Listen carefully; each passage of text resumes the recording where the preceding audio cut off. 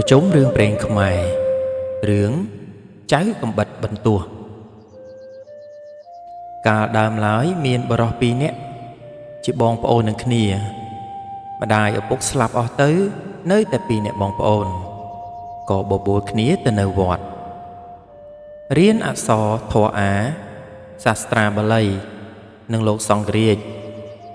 លោកក៏មេត្តាករុណាព្រានប្រដៅឲ្យរៀនសូត្រក្មេងទាំងពីរនាក់ព្យាយាមណាស់រកក្មេងណាស្មើគ្មានដល់រៀនចេះចប់លោកគ្រូបំបួសណេនទាំងពីរពុំខ្ជិលសោះខំរៀនសូត្រនិងបម្រើគ្រូពុំឲ្យគ្រូអអន់ព្រះទ័យឡើយ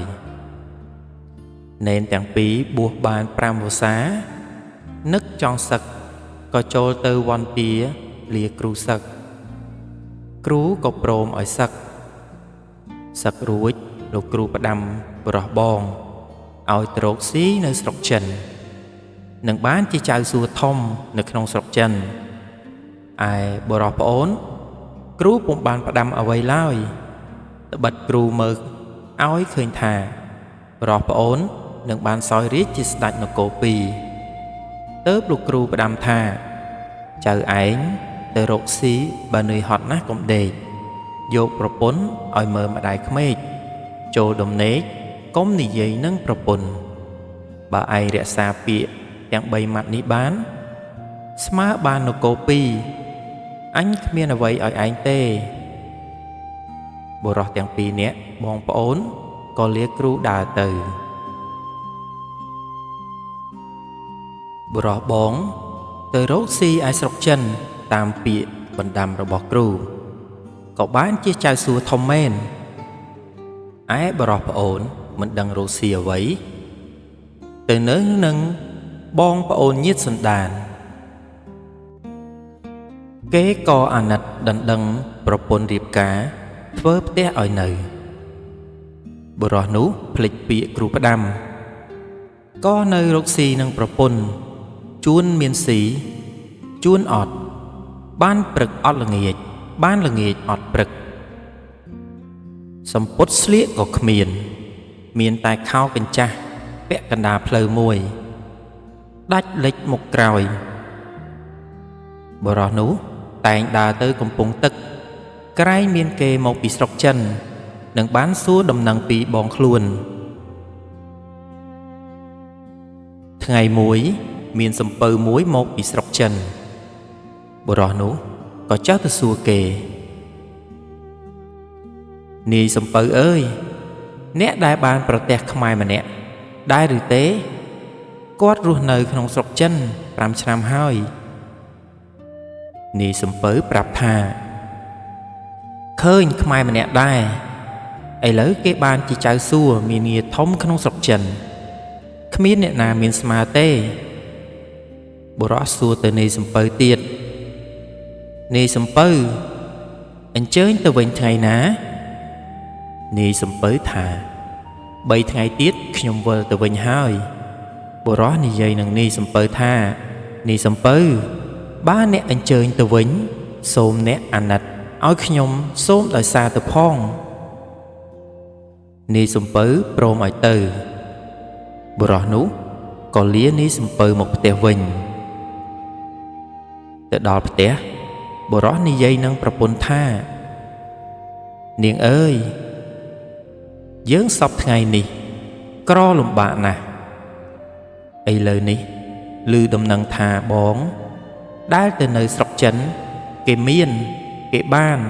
ជាចៅសួធំក្នុងស្រុកចិនឥឡូវបងចង់ទៅសួរក្រែងបងគេឃើញឯងក្រគេអាណិតឲ្យប្រកាសចាយសម្ពុតខោអាវស្លៀកពាក់ខ្លះប្រពន្ធឮប្តីថាដូច្នេះសួរថាចុះអ្នកឯងទៅជាមួយអ្នកណាបុរសជាប្តីថាបងសុំដោយសារសំពៅគេព្រមឲ្យទៅ3ថ្ងៃទៀតគេចេញសំពៅហើយប្រពន្ធថាបើអ្នកទៅក៏ទៅចុះលុះដល់3ថ្ងៃបុរសនោះក៏ចុះទៅនាយសំពៅឃើញបុរសនោះ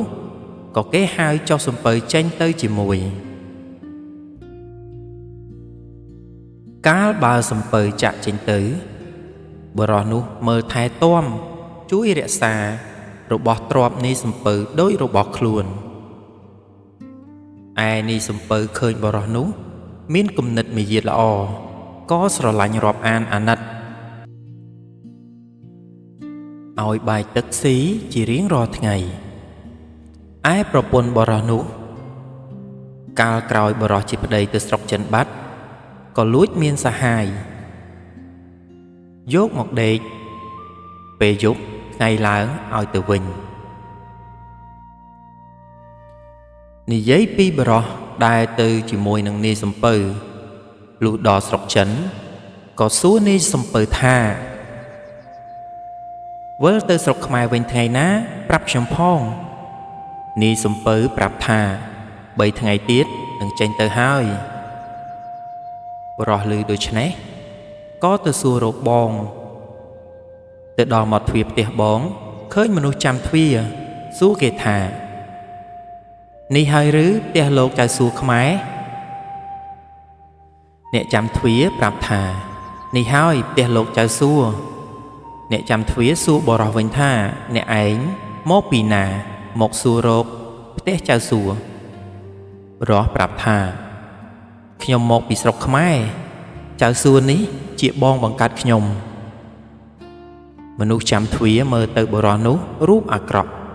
ស្លៀកខោពាក់កណ្ដាលផ្លូវសម្ពុតគ្មានដណ្ដប់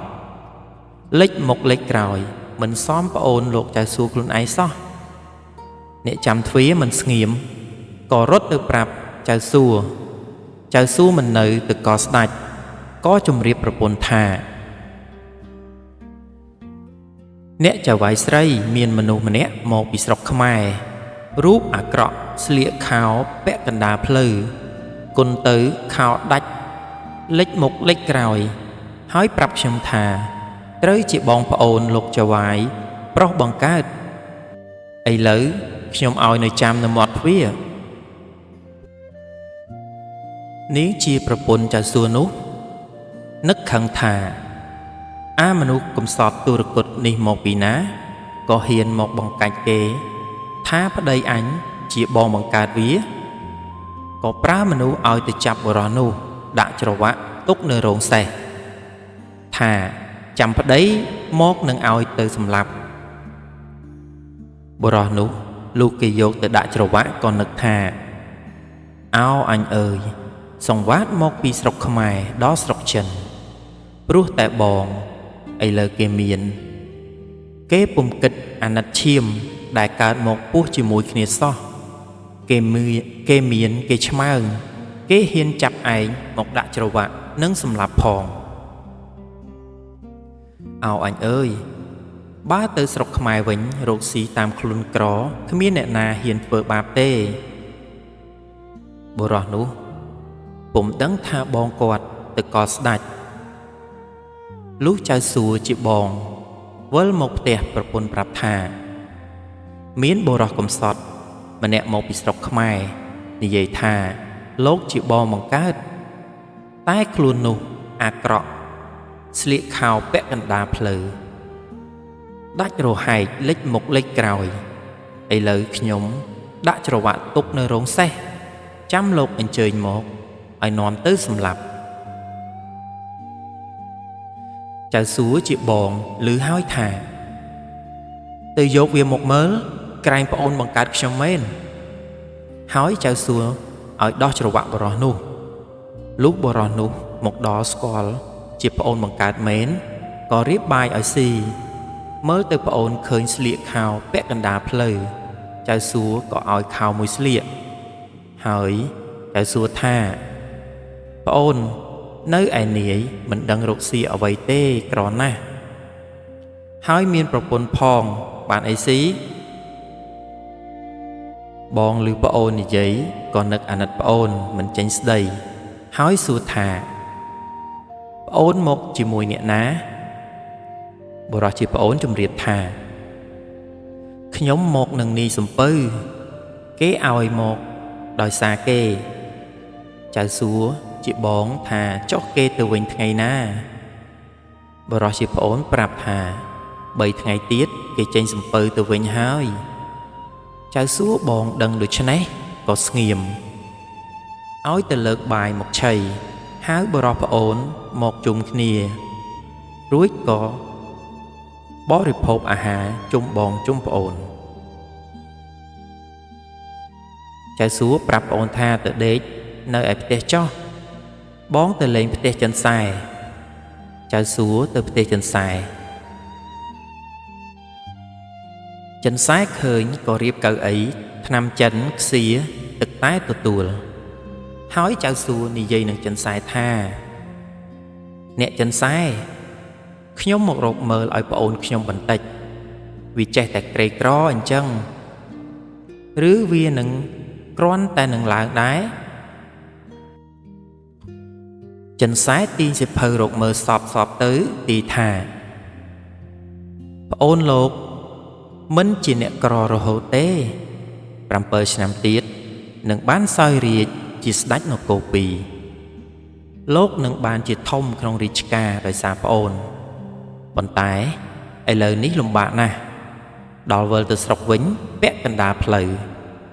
នឹងបានទ្រព្យតម្លៃនគរ2ជាសម្រាប់ខ្លួនតែថាឃ្លាតទៅវិញដល់កំណត់បានសោយរាជ្យនឹងបានទ្រព្យនោះមកជាសម្រាប់បនវិញទាំងអស់ចៅសួបានដំណឹងប្អូនដូច្នេះក៏លាចិនសែទៅផ្ទះវិញដល់3 ថ្ងៃនេះសំពៅគេផ្ទុកសំពៅរៀបនឹងចេញទៅថ្ងៃនោះចៅសួជាបងយកផាដឹមមកហែកមួយត្បូងហុចទៅឲ្យបរោះជាប្អូនបរោះជាប្អូនក៏ទទួលយកផាដឹមមួយត្បូងលាបងទៅដើរបណ្ដើរគិតបណ្ដើរនឹកតូចចិត្តស្ទើរមិនចង់កាន់ផាដឹមនោះសោះចេះតែនឹកតូចចិត្តថាអោបងប្អូននឹងគ្នាតាំងពីឪពុកម្ដាយស្លាប់ចោលទៅនៅកំព្រាតែ2 នាក់កាលវេលាក្រចេះស្រឡាញ់រាប់អានគ្នាដល់វេលាមានតត់គ្នាចោលមានឆ្មើងស្ទើរមិនរាប់គ្នាមាសប្រាក់ដាក់ឃ្លាំងកកោកមិនហ៊ានយកមកឲ្យមួយស្លឹងយកតែខ្មោចផាដឹមឲ្យគ្នាមួយត្បូងលុះបុរសនោះដើរទៅដល់កំពង់ក៏ឡើងលើសំពៅនេះសំពៅឲ្យកូនឈ្នួលស្រាវយុទ្ធការលាក្តោងបើកទៅហើយនេះសំពៅសួរបុរសនោះថាប្អូនទៅឯលោកចៅសួរតើលោកឲ្យអ្វីខ្លះបុរសប្រាប់នេះសំពៅថាគ្មានឲ្យអ្វីទេឲ្យតែផាដឹមមួយត្បូងនិងខោមួយនេះសំពៅបានដឹងហើយក៏នៅស្ងៀមលុះបើកសំពៅទៅដល់ពាក់កណ្ដាលផ្លូវយប់ងងឹតនឹងទៅពុំរួចក៏បោះយុទ្ធការដេក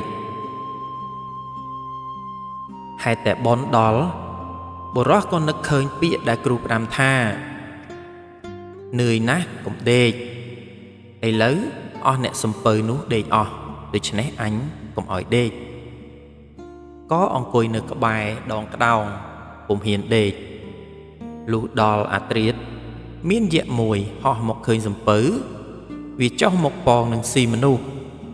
ហើយវាឈ្ងោកមើលទៅក្នុងសំពៅធ្លាក់ពុកមាត់ទៅលើបុរសនោះក៏ស្ទុះទៅស្រវាចាប់ហើយស្រែកថាឯងស្លាប់នឹងដៃអញឥឡូវនេះហើយយក្សឮបុរសនោះថាដូច្នេះក៏ភិតភ័យណាស់តែស្ទុះទៅពុំរួចត្បិតបុរសនោះចាប់ពុកមាត់ជាប់យក្សភ័យក្រែងស្លាប់ក៏និយាយនឹងបុរសនោះថាអ្នកបុរសអើយបើអ្នកអាណិតលេងខ្ញុំនឹងតបគុណអ្នកជាខ្សែចងដៃដំបងវាយឯងឆ្នាំងឆ្អិនឯងខ្សែនឹងដំបងនេះបើមានបច្ចាមិត្តណាមកប្រមាថឲ្យតែខ្សែទៅចងនឹងដំបងទៅវាយបច្ចាមិត្តនោះនឹងស្លាប់វិនាសអន្តរាយអស់ឯឆ្នាំងនេះបើឃ្លានអាហារចំណីហើយនឹងចង់បរិភោគអាហារចំណីអ្វីប្រាប់ឆ្នាំងថាឆ្អិនឡើងអញស៊ីក៏ឆ្អិនឯងឡើងបានបរិភោគមិនបាច់ដាំឡើយ បុរសឮដូច្នេះក៏ថាបើដូច្នេះយក្សឯងឲ្យអញសិនមកសឹមអញលេងឯងយក្សក៏ហុចប្រដាប់ទាំងនោះមកបុរសនោះទទួលយកហើយលេងយក្សនោះទៅយក្សក៏ហោះទៅលំនៅវាវិញលុះព្រឹកឡើងបុរសនិយាយប្រាប់នាយសំពៅថានាយសំពៅយប់មិញមានយក្សមួយមកគិតនឹងស៊ីយើងរាល់គ្នាកុំតែបានខ្ញុំកុំអីយក្សវាស៊ីអស់ទៅហើយបើនាយសំពៅមិនជឿខ្ញុំសូមមើលសំណោកយក្សដែលវាសោកឲ្យខ្ញុំមានខ្សែចងឯងដំបងវាយឯងឆ្នាំងឆ្អិនឯងផងនាយសំពៅឮដូច្នេះសួរថានៅឯណាប្អូនយកមកបងមើលផងបុរសនោះហេតុតែជាមនុស្សត្រង់ក៏យករបស់ទាំងនោះមកបង្ហាញនាយសំពៅនាយសំពៅឃើញរបស់ទាំងនោះក៏នឹកថារបស់ទាំងនេះមានតម្លៃឥតស្ដេចនៃមឿនណាមានឡើយបុរសនេះមានសំណាងខ្ពស់អ្វីម្លេះបានទ្រព្យយ៉ាងនេះនាយសំពៅនឹកទៀតថាបុរសនេះល្ងងឆោតណាស់អញគិតបញ្ឆោតថាទុករក្សាឲ្យបើសំពៅទៅដល់គោកត្រង់ណាអញនឹងបញ្ឆោតវាឲ្យឡើងហើយអញបើកសំពៅទៅចោលអញនឹងយកទ្រព្យទាំងអស់នោះបុរសគិតស្មានថានេះសំពៅគេយកមករក្សាទុកឲ្យតាមត្រង់មិនដឹងថាគេទុច្ចរិតនឹងខ្លួនឡើយទើបយករបស់ប្រគល់ទៅឲ្យនាយសំពៅទាំងអស់នាយសំពៅក៏បើកសំពៅទៅដល់ចុងកោះមួយ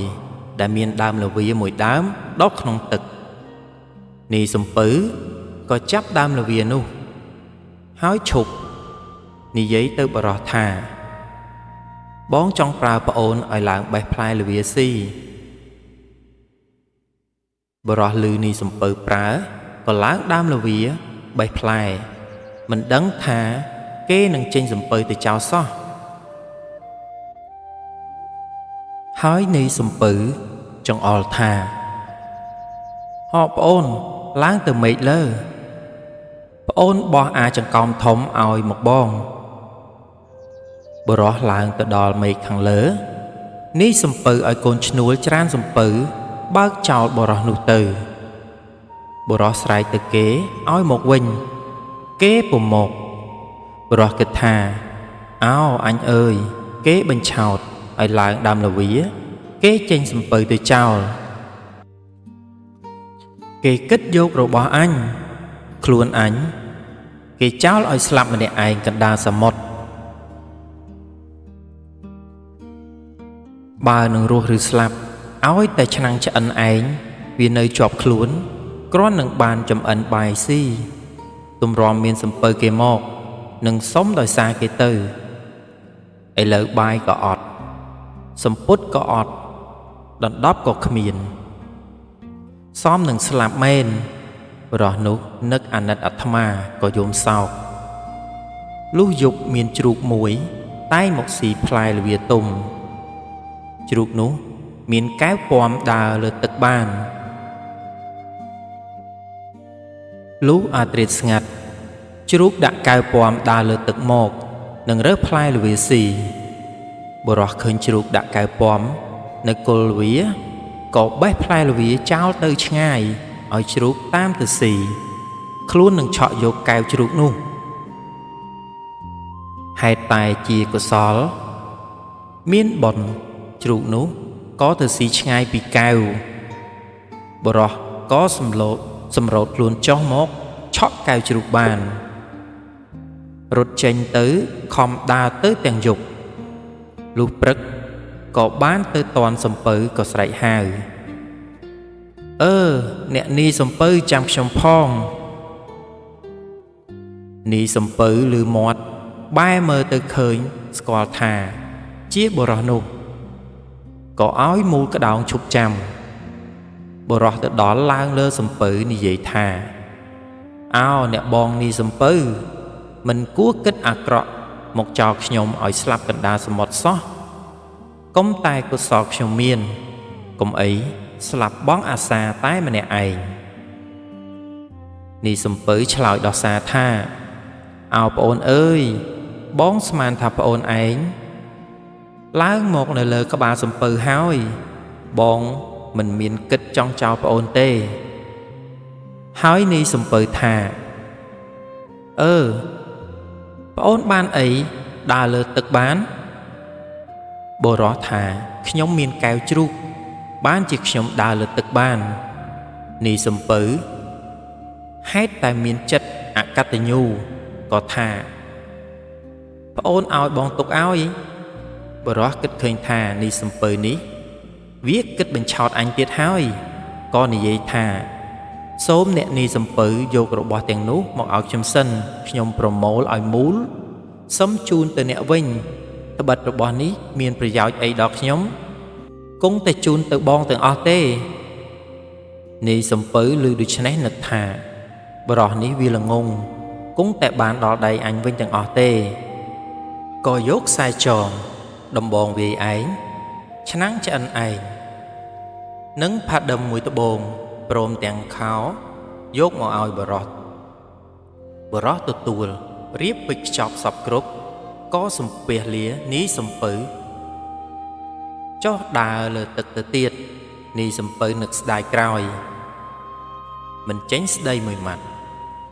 បុរសខំដើរដោយអំណាចកែវផ្លូវដើរ7យប់បុរសដើរតែមួយថ្ងៃតលប្រលប់ក៏ដល់ផ្ទះលុះបុរសទៅដល់ផ្ទះក៏ស្រែកហៅប្រពន្ធថានាងអើយនាងបើកទ្វារឲ្យបងទៅផងបងមកដល់ហើយឯប្រពន្ធជាស្រីអាក្រក់ក្បត់ផាត់ប្តីកំពុងតែដេកអោបសហាយឮមាត់ប្តីហៅធ្វើជាថាអ្នកណាហៅអីប្តីអញមិននៅទេកុំមកហៅអញបុរសឮប្រពន្ធថាដូច្នេះនឹកថាប្រពន្ធចិត្តត្រង់នឹងខ្លួនក៏ឆ្លើយថាបងមកហើយនាងប្រពន្ធថាយីអ្នកទេឬខ្ញុំគិតថាជាមនុស្សផ្ដេសផ្ដាសវាហៅខ្ញុំ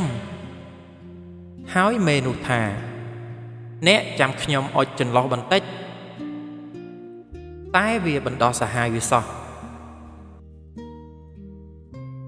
បុរសនោះក៏ជីកដីក្រោមជណ្ដើរកប់កែវនិងខ្សែចងដំបងវាយឯងឆ្នាំងឆ្អិនឯងរួចលុបដីទៅមេនោះបណ្ដោះសាហាយវារួចវាអុជចន្លោះមកទទួលប្តីឡើងទៅលើផ្ទះរៀបបាយទឹកឲ្យប្តីស៊ីរួចវានាំប្តីចូលដេកពេលដេកវានិយាយថាអ្នកទៅស្រុកចិនបានអ្វីមកផ្ញើខ្ញុំខ្លះបុរសជាប្តីប្រាប់ប្រពន្ធថាបងគ្មានបានអ្វីទេបងគេឲ្យខោមួយផាដិបមួយត្បូងមេនោះធ្វើជាស្រែកយំថាមិនមែនទេអ្នកកុហកខ្ញុំមិនដែលអ្នកណាទៅដល់បងហើយបងគេមានក៏នឹងឲ្យផាដិបមួយត្បូងខោមួយដូចនេះទេ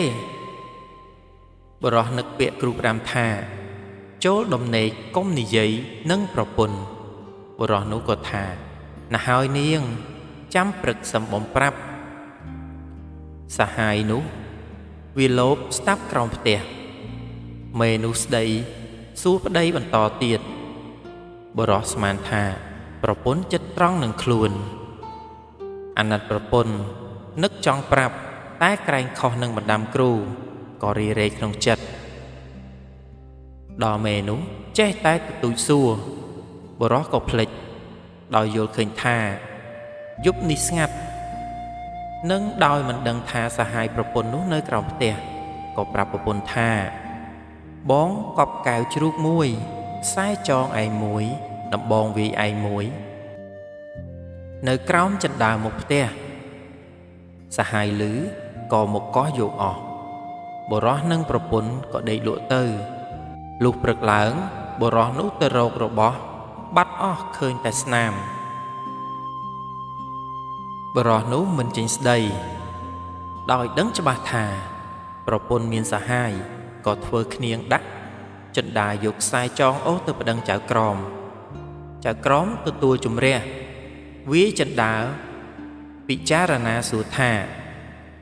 ចិនដាឯងទទួលបញ្ញើបរោះនេះម្ដេចឯងមកឲ្យមនុស្សលួចរបស់គេអស់ចៅក្រមហេតុតែជាអ្នកឥតប្រាជ្ញាមិនយល់ការរាកជ្រៅអាចកំបាំងក៏បបួលគ្នាសើចនឹងបរោះស្ដីឲ្យបរោះថានាំរឿងបង្កើតក្តីបរោះឯងឈួតគ្មានជីដូនជីតាណាគេនឹងប្តឹងចិនដាដូចជាឯងទេចៅឯងទៅរកនរណាជំរះក៏ទៅចោះបុរសក៏ចងចិនដាចោះចូលទៅក្នុងរាជវាំងពេលនោះជួនជាស្ដេចទ្រង់ចេញប្រថាប់នៅចុងព្រះរាជរោងទ្រង់បានទតឃើញស្ដេចទ្រង់ឲ្យអាមាត្យរត់ទៅហៅបុរសនោះមកហើយទ្រង់មានព្រះបន្ទូលសួរបុរសនោះថាដំណើរដូចម្ដេចបានជាអ្នកដាក់ឃ្នាងចិនដាហើយចងអូសដូច្នេះតើមកពីហេតុអ្វីបុរសនោះក្រាបបង្គំទូលថាសូមទ្រង់ព្រះមេត្តាប្រោសកាលដើមឡើយទូលព្រះបង្គំបានយករបស់ទៅជីកកប់ក្រោមចិនដានេះផ្ញើនឹងចិនដាឲ្យចិនដារក្សាឲ្យចិនដានេះឲ្យមនុស្សលួចយកអស់បានជាទូលបង្គំពុំសុខចិត្តនឹងចិនដានេះស្ដេចមានព្រះបន្ទូលសួរបុរសថារបស់អ្វីខ្លះបុរសក្រាបទូលថាខ្សែចងឯងឆ្នាំងឆ្អិនឯងនឹងកែវដើរលើទឹកបានស្ដេចទ្រង់ជ្រាបទ្រង់ឲ្យបុរសយកចិនដានោះមកថ្វាយព្រះអង្គទ្រង់ឲ្យអាមាត្យយកទុកហើយទ្រង់មានបន្ទូលថាប្រពន្ធចៅឯងមានសហាយចៅឯងនៅនឹងយើងចោះរួចទ្រង់ក៏ព្រះរាជទានសម្ពុតអាវឲ្យបុរសនោះស្លៀកពាក់បុរសនោះក៏នៅកលបម្រើស្ដេចប្រមាណ3ថ្ងៃស្ដេចទ្រង់ព្រះរាជទានព្រះភូសាឲ្យបុរសនោះទ្រង់ផ្ដាំថាចូលឯងយកសម្ពុតដែលយើងឲ្យនេះទៅផ្ទះបើមានគេបបួលថាឲ្យមកមើលរបាំចូលឯងកុំមកឯងឲ្យសម្ពុតនេះទៅឲ្យប្រពន្ធឯងស្លៀកពាក់ទៅមើលរបាំចោះបុរសនោះទទួលព្រះរាជអង្ការហើយក៏ថ្វាយបង្គំលាវិលទៅផ្ទះវិញឯប្រពន្ធឃើញប្តីបានសម្ពុតល្អធ្វើរឹកជាស្រឡាញ់ប្តីណាស់លុះព្រឹកឡើងស្ដេចឲ្យប៉ាវគង់ថាឲ្យអស់អាណាប្រជានុរាស្ត្រទាំងឡាយមើលរបាំត្បិតស្ដេចចាត់ចែងរបាំឲ្យប្រជារាស្ត្រមើលអស់អ្នកស្រុកក៏បបួលគ្នាទៅមើលល្ខោនរហឹងអើងកងនាងប្រពន្ធវាបបួលបរោះនោះថាអ្នកទៅមើលរបាំនឹងគេឬបរោះថានាងឯងយកសម្ពុតនេះស្លៀកទៅ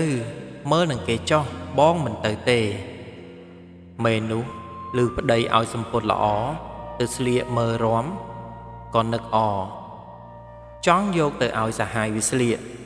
ត្បិតប្តីមិនទៅមើលទេមេនោះបានសម្ពុតក៏រលះរលាំងចុះដើរទៅស្កាត់រកសហាយរកសហាយឃើញហើយក៏ឲ្យសម្ពុតនោះទៅសហាយស្លៀករួចបណ្ដាលគ្នាទៅក្នុងព្រះរាជវាំងពេលចូលទៅមើលល្ខោនឈរទន្ទឹមគ្នាស្ដេចទ្រង់ឲ្យទាហានក្រុមវាំងដើរល្បាតមើលបើឃើញនរណាស្លៀកសម្ពុតដែលទ្រង់ព្រះរាជទានឲ្យបរោះនោះទ្រង់ឲ្យហៅមកទាំងប្រុសទាំងស្រីអស់ពួកទាហានក្រុមវាំងក៏ហៅអនុមេនោះមកថ្វាយស្ដេចស្ដេចទតឃើញមិនមែនបរោះនោះទើបទ្រង់ឲ្យហៅបរោះនោះមកទៀតរួចទ្រង់សួរថាឯណាប្រពន្ធចៅឯងបរោះក្រាបទូលថានាងនេះហើយជាប្រពន្ធទូលព្រះបង្គំជាខ្ញុំ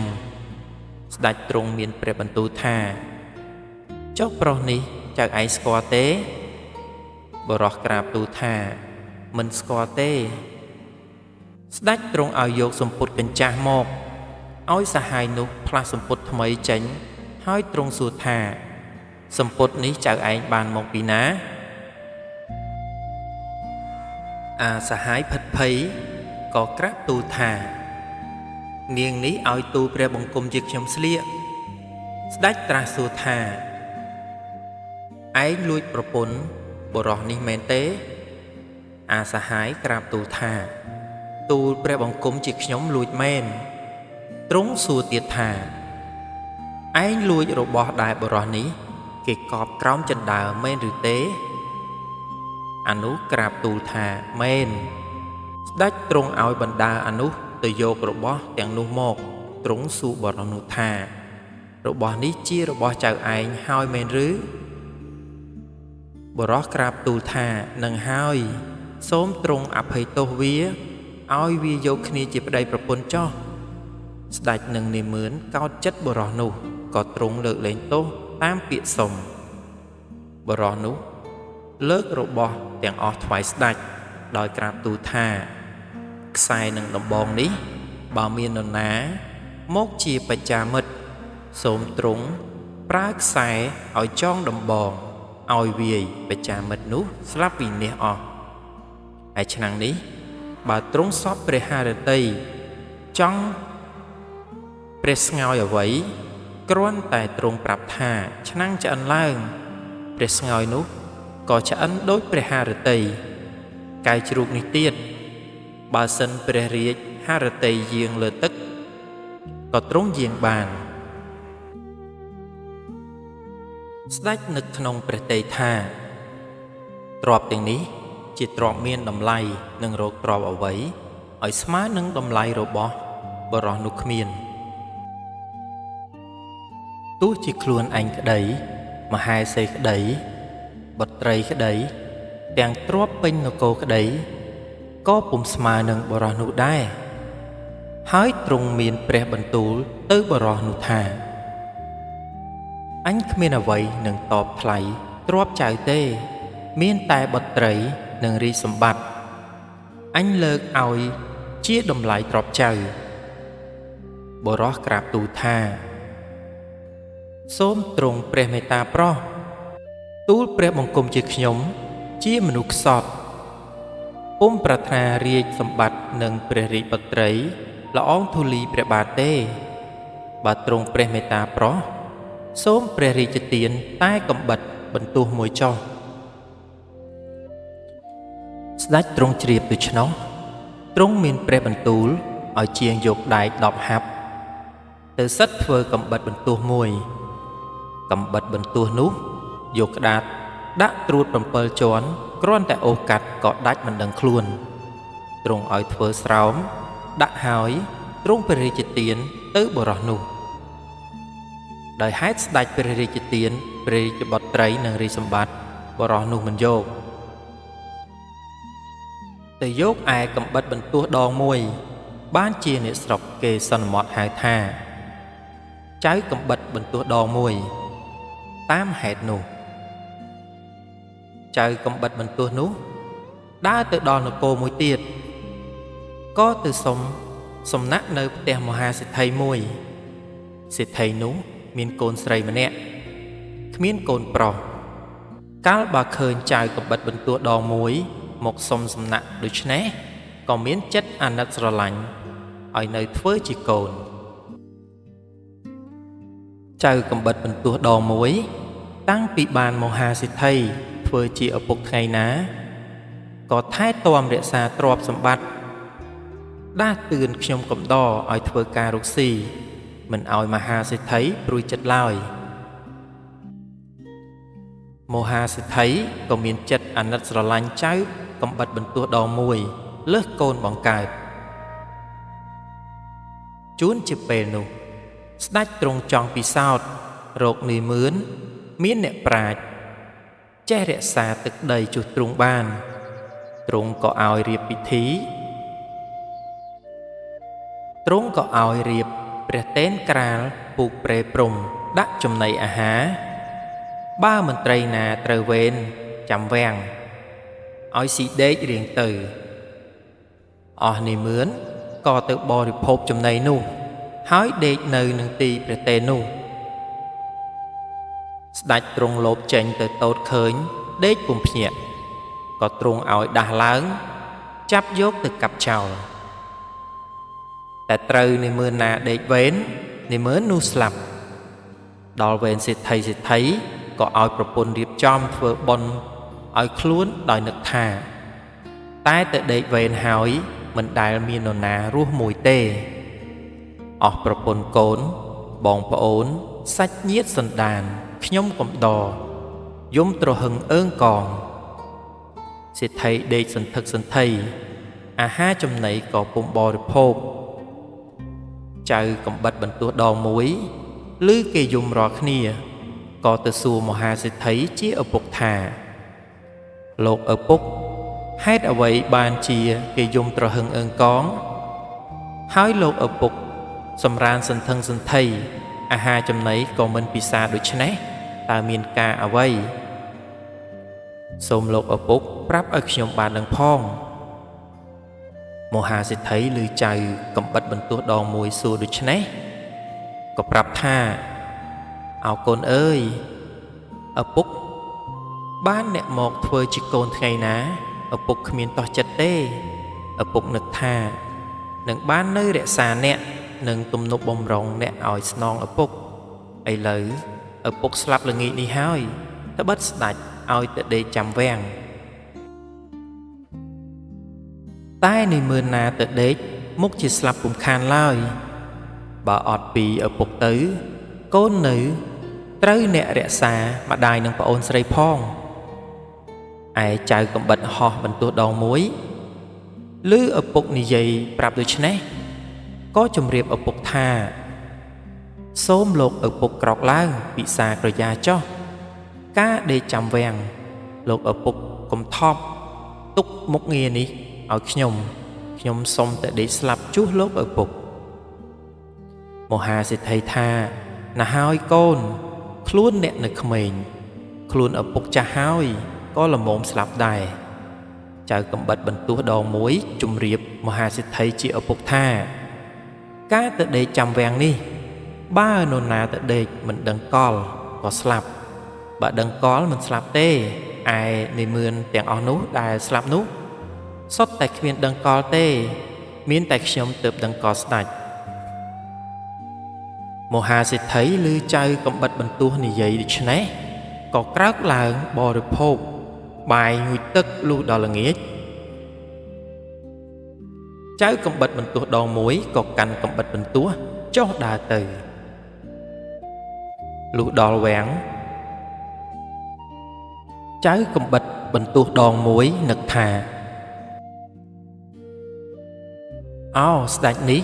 ទ្រង់សពព្រះតីរើសរកនាម៉ឺនណាមានគំនិតល្អអាចរក្សាទឹកដីបានជាទ្រង់ពិសោធន៍យ៉ាងនេះចៅកំបិតបន្ទោះដងមួយពុំដេកសោះថយទៅអង្គុយចម្ងាយពីព្យាមពីទីនោះលុះអត្រាស្ងាត់ស្ដេចខ្លែងព្រះអង្គចេញមកចៅកំបិតបន្ទោះដងមួយឃើញស្គាល់ជាស្ដេចក៏សំងំពួនបំបាំងនៅសសរស្ដេចយាងមកដល់ទ្រង់ទតឃើញចំណីនៅដដែលក៏ទ្រង់ព្រះសន្ធិដ្ឋក្បែរសសរចៅកំបិតបន្ទោះដងមួយស្រែកថាព្រះកាប់អាចោលមកពីណាមកគិតលួចទ្រព្យសម្បត្តិរបស់ស្ដេចស្ដេចភ្ញាក់ហើយទ្រង់រត់ទៅចៅកំបិតបន្ទោះក៏ស្ទុះរត់ចេញបណ្ដោយស្ដេចទ្រង់កិច្ចនិងសសរចុះព្រះរាជរោងចៅកំបិតបន្ទោះធ្វើជាកាប់ផុតមិនឲ្យត្រូវតែសសរចុងព្រះរាជរោងស្ដេចទ្រង់កិច្ចពីសសរមួយទៅសសរមួយគ្រប់តែសសរចៅកំបិតបន្ទោះកាប់បង្ខុសពីស្ដេចឲ្យត្រូវសសរគ្រប់តែសសរចុងព្រះរាជរោងដោយមិនដឹងថាដាច់ឡើយតតែស្ដេចស្រែកថាអញជាស្ដេចទេទើបចៅកំបិតបន្ទោះដងមួយលេងដេញស្ដេចក៏ចូលទៅក្នុងព្រះរាជដំណាក់ចៅកំបិតបន្ទោះក៏វិលមកកន្លែងដដែលលុះព្រឹកឡើងចៅកំបិតបន្ទោះទៅដល់ផ្ទះ មានខ្យល់បក់មកពីក្រោយក៏រលំចុងព្រះរាជរោងទៅទាំងអស់ស្ដេចទ្រង់ឲ្យសួរថាវេអ្នកណាដេកចាំវាំងយប់មិញអាមាត្យក្រាបទូលថាត្រូវវេនមហាសេដ្ឋីស្ដេចទ្រង់ឲ្យអាមាត្យទៅសួរមហាសេដ្ឋីថាលោកអ្នកណាដេកចាំវាំងយប់មិញមហាសេដ្ឋីប្រាប់ថាកូនខ្ញុំអាមាត្យថាឥឡូវសត្រូវកាប់ចុងព្រះរាជរោងរលំអស់បានជាស្ដេចទ្រង់ឲ្យហៅលោកទៅមហាសេដ្ឋីឮអាមាត្យប្រាប់ដូច្នេះក៏ភិតភ័យណាស់នឹកថាអោកូនអើយសុំខ្លួនទៅដេកចាំវាំងជួសឪពុកនឹកថាឲ្យបានសេចក្តីសុខឥឡូវម្ដេចក៏ឲ្យស្ត្រូវចូលកាប់ចុងព្រះរាជរោងបានមហាសេដ្ឋីក៏បារម្ភខ្លួនក្រែងស្លាប់ចុះដើរទៅដល់ទីចុងព្រះរាជរោងហើយចុងព្រះរាជរោងរលំអស់ក៏រឹតតែភ័យសារជាថ្មីទៀតអាមាត្យនាំមហាសេដ្ឋីទៅដល់ស្ដេចទ្រង់សួរថាមហាសេដ្ឋីត្រូវវេនអ្នកឬអ្នកណាយប់មិញមហាសេដ្ឋីក្រាបទូលថាត្រូវវេនទូលព្រះបង្គំជាខ្ញុំស្ដេចមានបន្ទូលថានរណាដេកចាំវាំងសេដ្ឋីទូលថាកូនទូលព្រះបង្គំជាខ្ញុំទទួលព្រះរាជទានដំណេកចាំវាំងទ្រង់មានព្រះបន្ទូលថាមហាសេដ្ឋីមានកូនប្រុសពីរកាលណាក្រែងមានតែកូនស្រីទេឬមហាសេដ្ឋីក្រាបទូលថាសូមទ្រង់ព្រះមេត្តាប្រោសកូនរបស់ទូលព្រះបង្គំជាខ្ញុំនេះកំព្រាមិនដឹងមកពីណាទូលព្រះបង្គំជាខ្ញុំឃើញកំព្រាក៏សុំជាកូនត្បិតគ្មានកូនប្រុសស្ដេចមានព្រះបន្ទូលថាបើដូច្នេះឲ្យទៅហៅមកអាមាត្យក៏រត់ទៅហៅចៅកំបិតបន្ទោះដងមួយមហាសេដ្ឋីរត់តែភ័យនឹកថាអោកូនអើយសមស្លាប់ជាមួយឪពុកថ្ងៃនេះជាមិនខានអាមាត្យដែលទៅហៅចៅកំបិតបន្ទោះដងមួយលុះទៅដល់ប្រាប់ប្រពន្ធសេដ្ឋីថាអ្នកស្រីស្ដេចទ្រង់ឲ្យហៅកូនប្រុសអ្នកនាងជាប្រពន្ធមហាសេដ្ឋីថាអោអ្នកអាមាត្យអើយឥឡូវវាដេកទៅហើយព្រោះយប់មិញទៅដេកចាំវាំងអត់ងងុយទល់ព្រឹកអាមាត្យថាទេអ្នកបើទុកជាអត់ងងុយយ៉ាងណាក៏ដាស់ឡើងត្បិតស្ដេចទ្រង់ហៅប្រញាប់ប្រពន្ធសេដ្ឋីប្រណីកូនមិនហ៊ានដាស់បញ្ជូនកូនស្រីឲ្យទៅដាស់ថានាងឯងទៅដាស់បងឡើងឯនាងកូនស្រីប្រកែកថាទេម៉ែខ្ញុំមិនហ៊ានទៅដាស់ទេព្រោះគាត់ទៅនឹងសំងំអំបាញ់មិញចៅកំបិតបន្ទោះឮគេមាត់ក៏រលឹកឡើងចេញទៅក្រៅម្ដាយឃើញកូនរលឹកហើយប្រាប់ថាកូនស្ដេចទ្រង់ហៅកូនទៅឥឡូវរាជបម្រើគេអង្គុយចាំចៅកំបិតបន្ទោះក៏លុបមុខសិតសក់ឆ្លោះកញ្ចក់ស្លៀកសំពត់ចុះទៅជាមួយអាមាត្យទៅដល់ស្ដេចមានព្រះបន្ទូលសួរថានឹងហើយឬកូនអ្នកឯងមហាសេដ្ឋីមហាសេដ្ឋីទូលថាសូមទ្រង់ព្រះមេត្តាប្រោសនឹងហើយកូនទូលព្រះបង្គំជាខ្ញុំស្ដេចទ្រង់សួរថាអ្នកណាដេកចាំវាំងយប់មិញចៅកំបិតបន្ទោះដងមួយក្រាបបង្គំទូលថាទូលព្រះបង្គំជាខ្ញុំទទួលព្រះរាជមកដំណេកយប់មិញស្ដេចទ្រង់ព្រះសណ្ដាប់ហើយទ្រង់មានព្រះបន្ទូលទៅនឹងមហាសេដ្ឋីថាមហាសេដ្ឋីកាលដែលដាច់រលំព្រះរាជរោងអញអស់នេះអញពុំមានចិត្តខឹងទេធ្វើឡើងជាថ្មីក៏បានតែរើសរកមនុស្សដូចកូនអ្នកនេះមិនបានទេនេះហើយទើបគេហៅមនុស្សពេញលក្ខណៈហើយទ្រង់សួរថាចៅឯងឈ្មោះអ្វីចៅកំបិតបន្ទោះដងមួយក្រាបទូលថាទូលព្រះបង្គំជាខ្ញុំឈ្មោះចៅកំបិតបន្ទោះដងមួយស្ដេចមានព្រះបន្ទូលថាចៅកំបិតបន្ទោះយប់មិញដែលឯងដេញកាប់អញនោះត ตากับหนึ่งเอาไว้เจ้ากำบัดเป็นตัวดองมวยกราบตูลธาตูลเปรียบังกุมกับหนึ่งกำบัดเป็นตัวดองมวย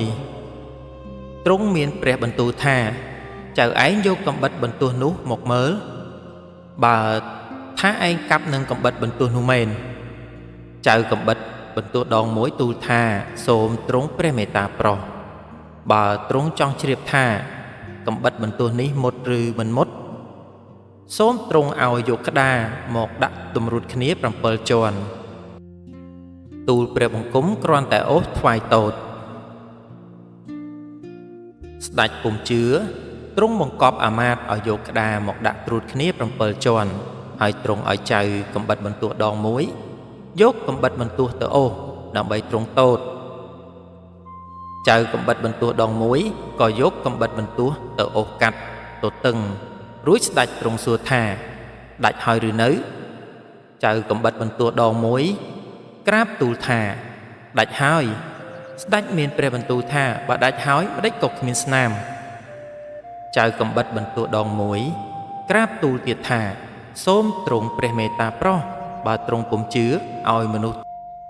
ตีนจงตีนดามเมอร์เติบตรงเฉียบธาดัดหรือมันดัดสดัดลือใจกำบัดบรรตัวดองมวยกราบตูดูชนตรงก็เอาอามาตจับตีนจงตีนดามเคยดัดเจนปีกเนียโดยกิกัดการตรงตดเคยกระดาดัดเจนปีกเนียดูชนเติบตรงเพยจิกรอยโดยตรงนึกนงเปรหะเตยท่าหยุบเหม็นบ้าประสันเจียใจกำบัดบรรตัวดองมวยเวียกับเตออันซ้อมอันสลับบ้องอาสาขมีนนาซ้อมซ้อนี่ให้แต่บอลอันเมียนบานจีมันสลับเปรมหากษัตริย์ตรงโตดโยลุชในหอยตรงเมียนเปรบรรตูปรับมหาสิทธิท่าโกนเนี่ยนี้เติบปิ้งจีมนุษย์ใจเรศาตึกใดเมนอาจเฟอจีมันไตรเรศาสตัดบ้านมนไตรอันแต่งอ้อแต่สลับตัวนุษย์ขมีนเนี่ยนามวยเจดังคอเตอร์เรศาตึกใดเรศาสตัดบ้านเตตีกันไหลอันวิเฮียนเด็กจำในอันวิเฮียนสีบ้าจำในหนึ่งดำในอันวิเฮียนเฟออย่างนี้แต่หายประสันบาอันมันเนอเมื่อtừจัดในเหมือนได้อันสำหรับหนูเพราะหายเชียวิเฮียนลางเด็กนั่งประปนโกนอันมันเลยลอยหายตรงบังกอบมหาสิทธิท่ามหาสิทธิโกนใส่ระบอบเนี่ยเต้ยเนี่ยรีบซ้อมกุ้มเอาเชียประปนเจอกับบัดฮอดอกมวยเตอไอ้โมหาสิทธิหนึ่งเจอกับบัดบรรตัวดองมวยก็ทวายบังกุมเลียสดัดวิญหมกเตะโมหาสิทธิเอารีบเฟอโรงกาสลาดำใบรีบกาโกนใส่ซ้อมกุมหนึ่งเจอกับบัดบรรตัวดองมวยนู่หายโมหาสิทธิanh chơi ó mốc nẹ cà ọc nhà chùm tiểu con náng sách nhiệt chất kháng mốc bị xa cà đòi bàn về lìa là ó có riêng bí thi mong cô ca chọn đáy oi po cháy xì rấy xù đấy xóm chơi cầm bật bần tuột đòn muối nâng côn sấy chỉ phát đấy pro pun sạch bó rị bồ chỉ sốc sập bài từ ai chơi cầm bật bần tuột lúc miền pro pun cao na bùm miền chơi cho ô lòi tái từ cò sạch bùm đại khan lúc bề rì chia căn tại cha cho ría trung nực nông bề chân đà tha ánh cha cho ría hoi nâng rô bọt trà khmiên miến tài bọt trầy ông này bị anh tới nô cô anh nâng xôn rút khmiên cô ná nâng soi rít non ánh bàn tề ấy lỡ khơi tay chào cầm bật bần tu ní vì miền chùm này bạch nha kệ để già mày diệt lọ na đôi chân này cú anh xóm cùng bật trầy ánh oi từ vỉa oi vỉa soi rít non ánh để xa o ana nụ pro chia nụ rìa cho đại trung pre đầm rạch nông pre chân đà tai bần nó có trung pre bên chia oi song rong mong cô apipipía trung oi hào cung cún cù rộ về lì lọ ហើយទ្រង់ឲ្យមហាសេដ្ឋីចៅកំបិតបន្ទោះដងមួយទៅថ្វាយព្រះអង្គទ្រង់អភិសេកឲ្យសោយរាជសម្បត្តិជាស្ដេចរក្សាអស់ប្រជានុរាស្ត្រជាសុខសប្បាយតទៅឯនាងជាកូនស្រីមហាសេដ្ឋីក៏ទ្រង់ឲ្យយកមកនៅជាមួយគ្នាស្ដេចកំបិតបន្ទោះទ្រង់ឲ្យមហាសេដ្ឋីធ្វើជាអគ្គមហាសេនាសម្រាប់ធ្វើរាជការរក្សាព្រះនគរស្នងព្រះអង្គក្រោយមកព្រះមហាក្សត្រជាព្រះវរិយបិតាទ្រង់ចាស់ជរាទ្រង់ព្រះទីវង្គតទៅស្ដេចកំបិតបន្ទោះឲ្យធ្វើសាលាសាងសង់ព្រះមេរុប្រាសាទបូជាព្រះបិតាមាតាធ្វើបុណ្យឆ្លងហើយធ្វើព្រះចេតិយបញ្ចុះព្រះធាតុទាំងពីរព្រះអង្គស្ដេចកំបិតបន្ទោះក៏គង់នៅជាសុខឥតទុក្ខសោករោគាបៀតបៀនឡើយហើយទ្រង់នឹងចង់ទៅថ្វាយបង្គំស្ដេចដែលទ្រង់ឲ្យកំបិតបន្ទោះព្រះរាជទានមកកាលដែលជាបុរសនៅឡើយរួចទ្រង់ឲ្យមន្ត្រីរៀបកែនពលថ្មើរជើងរៀបព្រះទីនាំងហើយទ្រង់ផ្ដាំព្រះអគ្គមហាសេនាឲ្យថែរក្សាព្រះរាជវាំងមើលព្រះអគ្គមហេសីទាំងពីរហើយស្ដេចយាងឡើងព្រះទីនាំងបរចេញទៅ3 ខែទើបដល់លុះស្ដេចយាងដល់ហើយក៏ទ្រង់ឲ្យអាមាត្យចូលទៅទូលថាត្បិតស្ដេចកំបិតហោះដងមួយដែលកាលពីដើមបានថ្វាយខ្សែចងដំបងវាយឯងឆ្នាំងឆ្អិនឯងនិងកែវជ្រូកដើរលើទឹកហើយទ្រង់ឲ្យធ្វើកំបិតបន្ទោះដងមួយព្រះរាជទានទៅឥឡូវបានសោយរាជជាស្ដេចចូលមកថ្វាយបង្គំព្រះអង្គអាមាត្យទទួលព្រះបណ្ដាំក៏ថ្វាយបង្គំទូលស្ដេចនោះតាមព្រះរាជបញ្ជាស្ដេចនោះទ្រង់ជ្រាបក៏ទ្រង់ឲ្យរៀបទទួលយ៉ាងឱឡារិកអាមាត្យវិលទៅទូលស្ដេចកំបិតបន្ទោះវិញថាស្ដេចម្ចាស់នគរសូមព្រះអង្គយាងចូលទៅត្បិតទ្រង់រលឹកណាស់ឯស្ដេចកំបិតបន្ទោះក៏ទ្រង់ឲ្យពួករាជពលយោធាដង្ហែព្រះអង្គយាងចូលទៅស្ដេចម្ចាស់នគរទតទៅស្ដេចកំបិតបន្ទោះឃើញប្លែកណាស់ស្ទើរពុំស្គាល់ទ្រង់ក៏ចុះចុងព្រះរាជរោងមកទទួលចាប់ព្រះហស្ថនាំឡើងទៅហើយទ្រង់រៀបពិធីជប់លៀងអស់ពួកពលសេនានិមឺនសពមុខមន្ត្រីឲ្យស៊ីផឹកសប្បាយហើយស្ដេចម្ចាស់នគរទ្រង់គិតក្នុងព្រះដីថា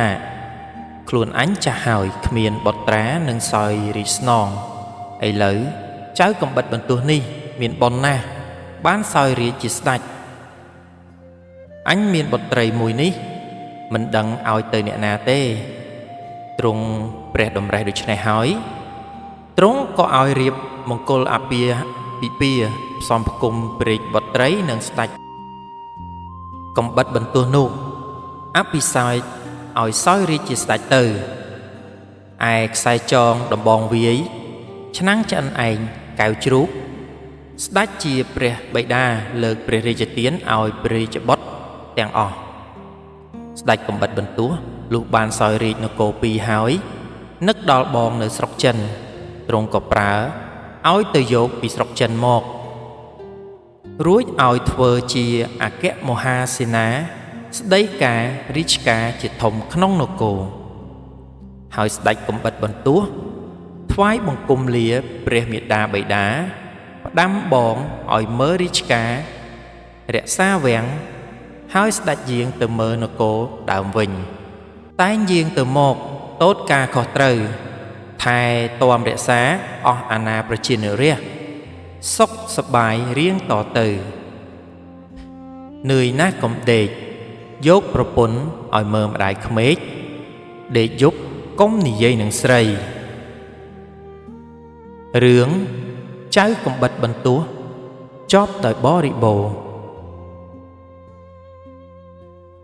ប្រជុំរឿងព្រេងខ្មែររឿងអាខ្វាក់អាខ្វិនកាលពីព្រេងនាយមានមនុស្ស2នាក់ម្នាក់ខ្វាក់ម្នាក់ខ្វិននៅខ្ញុំចិនទាំង2នាក់អស់អ្នកស្រុកគេហៅអាខ្វាក់អាខ្វិនប៉ុន្តែនៅម្ចាស់ដោយខ្លួនអាខ្វាក់នៅនឹងចិនផ្ទះមួយអាខ្វិននៅនឹងចិនផ្ទះមួយទៀតជិតគ្នាអាខ្វាក់អាខ្វិនយកគ្នាជាសម្លាញ់ឯអាខ្វាក់ខ្វាក់ភ្នែកទាំងពីរមើលមិនឃើញអាខ្វិនខ្វិនជើងទាំងពីរដើរមិនរួចបើនឹងទៅណាបានតែកលនឹងគូតចិនជាម្ចាស់ប្រើអាខ្វាក់អាខ្វិនគ្មានប្រណីអាណិតថាខ្វាក់ថាខ្វិនសោះអាខ្វាក់អាខ្វិននឿយលំបាកណាស់ក៏គិតគ្នាថាយើងនឿយលំបាកណាស់នឹងទ្រាំនៅជាមួយខ្ញុំចិននេះមិនបានទេមានតែយើងគិតរត់ហើយអាខ្វាក់សួរអាខ្វិនថាបើដូច្នោះយើងនឹងគិតដូចម្ដេចអាខ្វិនឆ្លើយឡើងថាអញឃើញទូកគេនៅកំពង់នោះមាន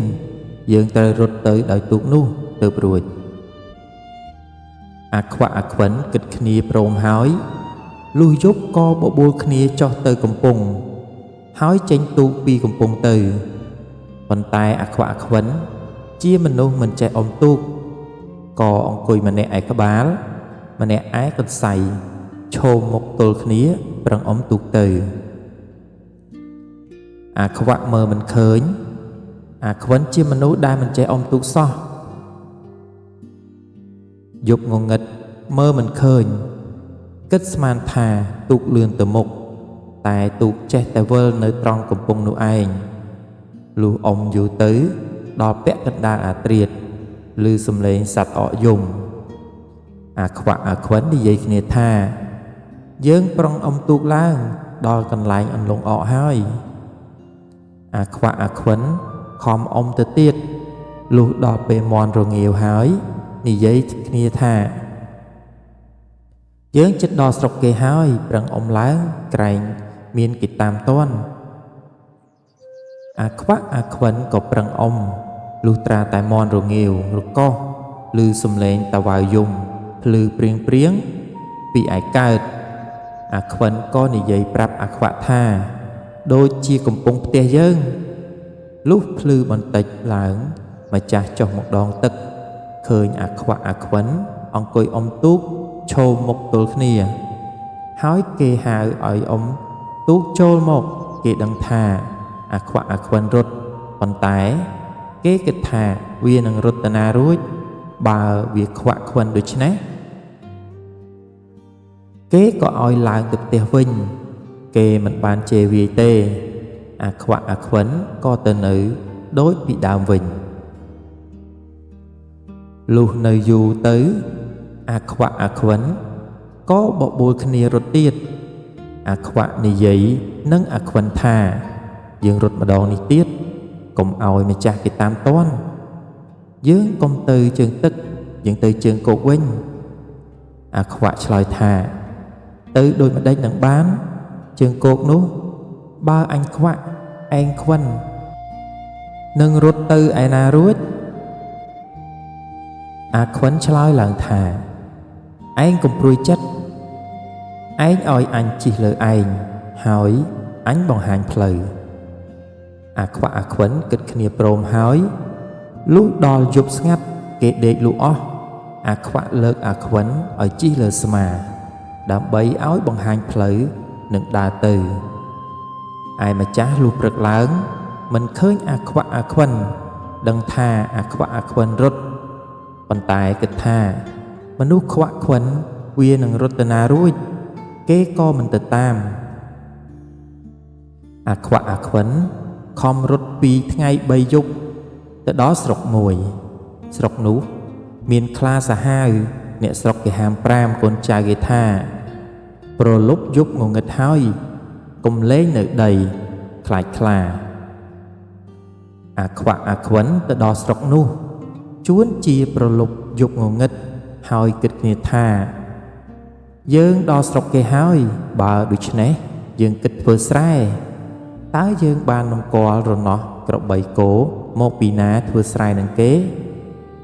មានតែយើងគិតលួចគេទៅបានអាខ្វិនបញ្ចេះអាខ្វាក់ឲ្យដើរចូលទៅភូមិគេអស់អ្នកស្រុកគេឃើញគេប្រាប់ថាស្រុកនេះមានខ្លាសាហាវណាស់អាខ្វិនឆ្លើយឡើងថា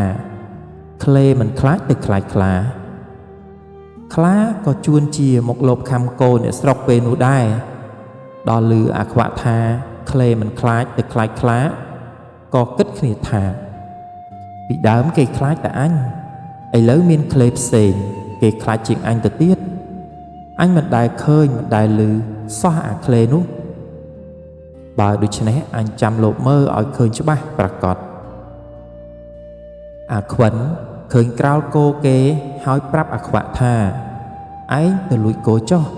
អញចាំឯងនៅក្រោយរបងនេះអាខ្វាក់ដាក់អាខ្វិនចុះហើយដើរស្ទាបចូលទៅជួនជាជួបនឹងខ្លាឃើញអាខ្វាក់គិតស្មានថាជាក្លេក៏ខ្លាចមិនហ៊ានកំរើខ្លួនអាខ្វាក់ស្ទាបអស់ទាំងខ្លួនខ្លាគិតស្មានថាគោហើយស្ទាបទៅលើក្បាលខ្លាមិនឃើញស្នែងនឹកអថាគោនេះស្នែងនប់ធាត់ល្អណាស់អញទុកជាអនុពកូនក្រោលអាខ្វាក់ក៏ចាប់ទាញខ្លាដឹកយកមកនឹងក្លោះឯខ្លាគិតខ្លាចអាខ្វាក់ដោយស្មានថាជាក្លេអាខ្វាក់ធ្វើម្ដេចក៏ចេះតែទៅតាមអាខ្វាក់ដឹកមកដល់ក្រៅរបងហើយប្រាប់ទៅអាខ្វិនឲ្យយកកន្លោះមកនឹងក្លោះអាណប់កូនក្រោលអាខ្វិនឃើញហើយក៏ប្រាប់អាខ្វាក់ថាអាខ្វាក់ខ្លាទេអាខ្វាក់ឆ្លើយថាបើឯងខ្លាចឯងឲ្យកន្លោះមកអញនឹងចាក់ច្រមុះយកទៅភ្ជួរស្រែអាខ្វិនក៏ហុចកន្លោះទៅឲ្យអាខ្វាក់បានកន្លោះហើយចាក់ច្រមុះខ្លាឈឺច្រមុះទ្រាំមិនបានក៏ស្ទុះច្រឡោតស្រែកហើយរត់ទៅក្នុងពេលនោះអាខ្វិនខ្លាចស្ទើរស្លាប់ប៉ុន្តែអាខ្វាក់មិនព្រមចេះតែទន្ទិញថាស្ដាយអនុពកូនក្រោលអញធាត់ល្អណាស់ហើយក៏ទៅតាមលុះទៅដល់កណ្ដាលស្រែបានឃើញខ្ទមស្រែគេមួយមានទាំងរនាស់ហើយនឹងឃើញអណ្ដើកមួយអាខ្វិនឃើញហើយនិយាយប្រាប់អាខ្វាក់ថាវើយអាខ្វាក់មានខ្ទមស្រែគេហើយមានខ្សែព្យួរនិងចង្អេរសន្ធឹកផងអាខ្វាក់ថាយកឲ្យអស់ទៅអាខ្វិនប្រកែកថាយកធ្វើអ្វីធ្ងន់ឥតអំពើអាខ្វាក់ថាធ្ងន់អីឯងធ្ងន់តែអញទេចេះតែយកទៅហើយអាខ្វាក់អាខ្វិនយករបស់ទៅទាំងអស់មានបាយមួយឆ្នាំងដែលគេដាំទុកនៅចង្ក្រានផងអាខ្វិនកាលកាន់យករបស់សពគ្រប់អស់ហើយក៏ឡើងជិះលើអាខ្វាក់ទៀតអាខ្វាក់ជាមនុស្សមានកម្លាំងខ្លាំងក៏យករបស់ទាំងអស់ទៅលុះដើរចូលព្រៃលិចវាលទៅទាល់នឹងភ្លឺបានជួបមនុស្សម្នាក់គេមកយកឃ្មុំអាខ្វិនឃើញប្រាប់អាខ្វាក់ថាអ្នកវើយមានគេយកឃ្មុំអាខ្វិនឮហើយស្រែកហៅទៅអ្នកយកឃ្មុំថាវើយចែកឃ្មុំគ្នាស៊ីផងអ្នកយកឃ្មុំឆ្លើយថាគ្នាស៊ីតែទឹកទេទុកកាក់ឲ្យឯងហើយអ្នកយកឃ្មុំក៏ដោះទុកសត្វធំដាក់បំពង់ចុកចិត្តយកទៅឲ្យអាខ្វាក់អាខ្វិនកាន់យកទៅលុះដើរលិចវាលចូលព្រៃថ្ងៃណាស់ហើយឃ្លានបាយទើបនិយាយគ្នាថាយើងស៊ីបាយសិនឲ្យមានកម្លាំងសឹមយើងទៅទៀតអាខ្វាក់ដាក់អាខ្វិនចុះហើយដាក់របស់ចេញពីខ្លួនយកបំពង់ឫស្សីដែលអ្នកយកឃ្មុំឲ្យនោះដោយស្មានថាជាសាច់ឃ្មុំមកស៊ីនឹងបាយដល់ដកឆ្នុកហើយឡើងធុំស្អុយលាមកអាខ្វាក់ថា កន្លែងសំណាក់នេះស្អុយលាមកហើយយើងទៅរកដំណាក់ឈប់ឯខាងមុខទៀតអាខ្វាក់ចុកបំពង់លាមកហើយក៏បបួលអាខ្វិនទៅឈប់ឯមុខទៀតដល់បន្តិចទៅអាខ្វាក់ថាអស់កម្លាំងឃ្លានបាយណាស់រកកន្លែងឈប់ស៊ីបាយអាខ្វិនក៏មើលឃើញម្លប់ល្អហើយមានទឹកត្រពាំងល្មមស៊ីបាយបានអាខ្វិនទះកំភ្លៀងអាខ្វាក់ឲ្យតម្រង់ចូលទៅកន្លែងម្លប់ឈើនោះឯងដល់ហើយអាខ្វាក់ដកឆ្នុកបំពង់នោះឡើងធំស្អុយទៀតអាខ្វាក់ប្រាប់ទៅអាខ្វិនដូចមុនអាខ្វាក់អាខ្វិនចេះតែស្អុយដូចនេះឯងពីរបីដងក្រោយទៀតអាខ្វាក់ឃ្លានបាយណាស់បបួលអាខ្វិនឈប់ហើយដកឆ្នុកបំពង់យកដៃលោកទៅធំស្អុយលាមកដឹងថាលាមកក៏ប្រាប់ទៅអាខ្វិនថាវើយអាខ្វិនអាអ្នកយកឃ្មុំនោះវាបញ្ឆោតយើងទេវាជូសលាមកដាក់បំពង់ហើយចុកបំពង់ឲ្យមកយើងអាខ្វាក់ខឹងណាស់លាងដៃរួចហើយស៊ីបាយពីរនាក់នឹងអាខ្វិននិយាយគ្នាថាយើងស៊ីបាយឲ្យមានកម្លាំងរួចហើយយើងទៅតាមសម្លាប់អាចង្រៃដែលវាបញ្ឆោតឲ្យលាមកយើងឲ្យវាស្លាប់កុំឲ្យវាធ្លាប់អាខ្វាក់អាខ្វិនស៊ីបាយហើយត្រឡប់ទៅរកអាអ្នកយកឃ្មុំនោះលុះទៅវង្វេងផ្លូវមិនដឹងជាទៅណាអាខ្វាក់ឮសัตว์សរសេះចោះដើមឈើយកកណ្ដៀស៊ីគិតស្មានថាជាអ្នកយកឃ្មុំក៏ស្រែកហៅថាឯងមានចិត្តឯងចុះពីលើដើមឈើមក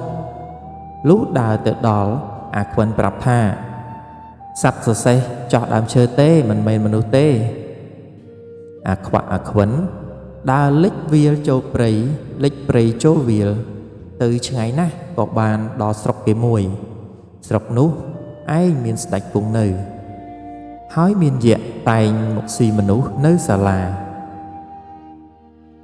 ថ្ងៃដែលអាខ្វាក់ទៅដល់នោះស្ដេចក៏យកនាងពៅជាព្រះរាជបុត្រីក្រមុំតែមួយគត់ជាបុត្រីសម្លាញ់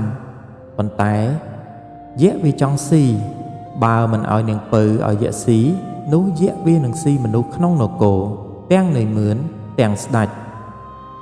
នាងពៅអាណិតអស់រះនៅនាយមឿននិងស្ដេចបានជាមកឲ្យយក្សស៊ីជួនជាថ្ងៃនោះឯងអាខ្វាក់អាខ្វិនទៅដល់សាលានោះហើយអាខ្វិនប្រាប់អាខ្វាក់ថាយើងដល់សាលាសំណាក់ហើយយើងក៏ល្មមដល់ពេលនឹងឈប់សម្រាកហើយអាខ្វាក់អាខ្វិនចូលទៅក្នុងសាលាឯនាងពៅនៅក្នុងស្គរឮមាត់អាខ្វាក់អាខ្វិនចូលទៅក្នុងសាលានាងពៅដែលនៅក្នុងស្គរក៏ស្រែកសួរទៅថាអ្នកមកពីណាត្បិតសាលានេះស្ដេចធ្វើសម្រាប់ដាក់មនុស្សឲ្យយក្សវាស៊ីសពថ្ងៃតែដល់ពេលប្រលប់យក្សវាហោះមកឮសន្ធឹកដូចជាផ្គរវាមកស៊ីមនុស្សនៅក្នុងសាលានេះឯខ្លួនខ្ញុំមកឲ្យជាចំណីយក្សដូច្នេះចូលអ្នកចេញទៅឲ្យឆាប់ខំតែនៅមុខជាយក្សវាស៊ីជាចំណីវាមិនខានទេឯអាខ្វាក់ហេតុតែជាមនុស្សខ្វាក់ពីកំណើតមិនចេះខ្លាចអ្វីផងមានកម្លាំងមានឫទ្ធិផងឮហើយក៏ឆ្លើយថាខ្លាចអីយក្សនោះបើវាមកយើងមិនចេះកាប់វាឲ្យស្លាប់ទៅនាងឯងនៅឲ្យតែស្ងៀមយកបាយចំណីចំណុកមកឲ្យយើងស៊ីមានកម្លាំងហើយកាប់យក្សនោះឲ្យស្លាប់នាងឯងរកតែដាវឲ្យមុតល្អមួយហើយយើងនឹងកាប់យក្សនោះនាងពៅឮអាខ្វាក់ថាដូច្នេះក៏ប្រាប់ទៅថាបើអ្នកសម្លាប់យក្សនោះបានរបស់ទ្រព្យទាំងប៉ុន្មានដែលគេយកឲ្យយក្សនោះខ្ញុំជូនអ្នកទាំងអស់អាខ្វាក់បានឮដូច្នេះអរណាស់បង្គាប់ទៅអាខ្វិនថាឲ្យយកបាយចំណីចំណុកមកស៊ីឲ្យមានកម្លាំងនឹងអាសម្លាប់យក្សអាខ្វិនឮនាងពៅថាយក្សវានឹងមកស៊ីក៏ភ័យស្ទើរស្លាប់អាខ្វាក់ស៊ីបាយឆ្អែតហើយបិទទ្វារសាលាទាំងអស់លុះដល់ប្រលប់ងងឹតបន្តិចល្មមវេលាយក្សមកស៊ីមនុស្ស យៈហោះមកលឺសន្ធឹកដូចព្យុះលាន់ខ្ទោទាំងដីអាខ្វិនភ័យណាស់ស្ទើរតែលេចអាចលេចនោមនាងពៅក៏សន្លប់នៅក្នុងស្គរអាខ្វាក់លឺសន្ធឹកយៈមកមិនខ្លាចសោះអង្គុយចាំនៅមាត់ទ្វារលុះដល់យៈមកហើយឃើញទ្វារសាលាបិទយៈស្រែកសន្ធាប់ដូចរន្ទះថានរណាបិទទ្វារសាលាអញអាខ្វាក់គ្មានខ្លាចស្រែកតបវិញថាអញបិទទ្វារសាលាអញខ្លាចអីឯងយៈឆ្លើយថាមនុស្សមកពីណាចិត្តធំដល់ម្លឹងអញសុំមើលថ្លើមឯងប៉ុណ្ណាបានជាឯងចិត្តធំដល់ម្លឹងអាខ្វាក់បោះចង្អេរក្រងធំមួយទៅឲ្យយៈវាមើលឃើញចង្អេរក្រងហើយគិតក្នុងចិត្តថាថ្លើមវាប៉ុននេះធំណាស់សមខ្លួនវាធំជាងខ្លួនអញទៀតហើយយៈថាបើថ្លើមឯងប៉ុណ្ណេះចៃឯងធំប៉ុណ្ណាអាខ្វាក់បោះអណ្ដើកទៅឲ្យយៈមើលយៈស្មានថាជាចៃមែនហើយគិតក្នុងចិត្តថាចៃវាធំប៉ុណ្ណេះសមខ្លួនវាធំមែនយៈសួរទៅទៀតថារោមជើងឯងធំប៉ុណ្ណាអាខ្វាក់បោះពួរដែលគេតាក់ក្របីទៅឲ្យយៈមើលហើយថារោមជើងអញប៉ុណ្ណេះយៈផិតភ័យរត់ត្រឡប់ទៅវិញអាខ្វាក់អាខ្វិនប្រាប់ទៅនាងពៅថាយៈវាត្រឡប់ទៅវិញហើយត្បិតវាខ្លាចយើងបើដូច្នេះនឹងមានយៈមកទៀតឬទេនាងពៅក្រោកពីភ័យសន្លប់ឡើងប្រាប់ទៅអាខ្វិនថានៅមានយៈញីមួយទៀតយប់បន្តិចវានឹងមកអាខ្វាក់ឮនាងពៅប្រាប់ដូច្នេះក៏ប្រាប់ទៅអាខ្វិនថាឯងទៅរើសដាវមួយឲ្យមុតធំវែងល្មមនឹងកម្លាំងអញអាខ្វិនទៅរើសដាវឲ្យអាខ្វាក់លុះយប់យូរបន្តិចទៅយៈញីវាហោះមកឮសន្ធឹកដូចផ្គរអាខ្វាក់ឮសន្ធឹកយៈមកដូច្នោះក៏ឈរកាន់ដាវចាំនៅមាត់ទ្វារហើយបិទទ្វារទុកលុះយៈនោះមកដល់ពីច្រានទ្វារអើតកចូលមកអាខ្វាក់ឮសន្ធឹកយៈច្រានទ្វារកាប់ស្មានទៅត្រូវយៈដាច់កស្លាប់នៅទីនោះឯងអាខ្វាក់អាខ្វិនដឹងថាយៈស្លាប់ហើយក៏បបួលគ្នាយកទ្រព្យមាសប្រាក់នោះទៅលុះព្រឹកឡើងអាខ្វាក់ដាក់អាខ្វិនលើកហើយក៏ដើរទៅឃើញដើមក្រសាំងមួយប្រាប់អាខ្វាក់ឲ្យចូលទៅនឹងចែករបស់គ្នាលុះដល់ហើយអាខ្វាក់ដាក់អាខ្វិនចុះពីលើកយករបស់មកចែកគ្នាអាខ្វិនជាមេចំណែករើសរបស់ល្អនៅមុខខ្លួនអាក្រក់ដាក់នៅមុខអាខ្វាក់ហើយសួរទៅអាខ្វាក់ថា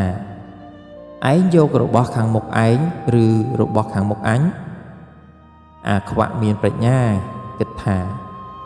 អាខ្វិនវាយករបស់អាក្រក់ដាក់មុខខ្លួនក៏ប្រាប់ទៅអាខ្វិនថាអញយករបស់នៅមុខឯង